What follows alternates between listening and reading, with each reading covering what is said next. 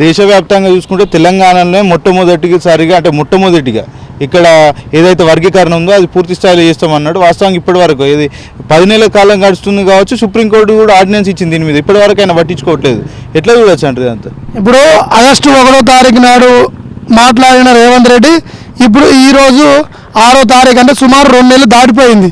ఈ 2 నెలల వ్యవధిలో మాదిగలకు నువ్వు న్యాయం చేయదలుచుకుంటే, నీకు మాదిగల మీద ప్రేమ ఉంటే నువ్వు వారం రోజుల్లోనే లేకపోతే అదే అసెంబ్లీ సీజన్లోనే ఒక చట్టం పాస్ చేయాల్సింది.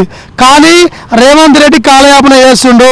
ఏంటంటే ఒక సబ్ కమిటీ పేరు వేసి దానికి ఉత్తమ్ కుమార్ రెడ్డిని చైర్మన్ చేసి దాన్ని 2 నెలల నుంచి పొడిగిస్తున్నారు. దాని అభిప్రాయాల సేకరణ.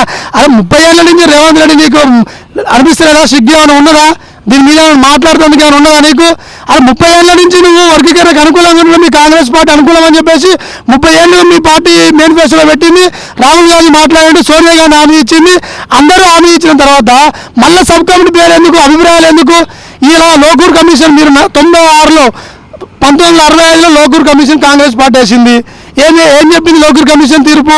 అదే మాదిగలకు అన్యాయం జరుగుతుంది, ఒక మాలా వర్గమే ఇలా అభివృద్ధి చెందుతుంది, మాదిగ ఉపకులకు అన్యాయం జరుగుతుందని లోకూర్ కమిషన్ ఇచ్చింది. మళ్ళీ 2008లో మళ్ళీ మీరు ఉషా మేర కమిషన్ వేసిరు కదా. ఉషా మేర కమిషన్ తీర్పు ఏం చెప్పింది 2008లో? అది మాదిగలకు అన్యాయం జరుగుతుంది, వర్గీకరణ వేయాలని చెప్పేసి మళ్ళీ ఉషా మేర కమిషన్ వేసింది. అంటే మీరు వేసిన కమిషన్లకే మీకు విలువ లేకుంటే, మీకు నమ్మకం లేకుంటే మళ్ళీ మాదిగలను మరోసారి మోసం చేయడానికి మళ్ళా ఉత్తమ్ కుమార్ రెడ్డి నేతృత్వంలో ఒక కమిటీ వేసారు.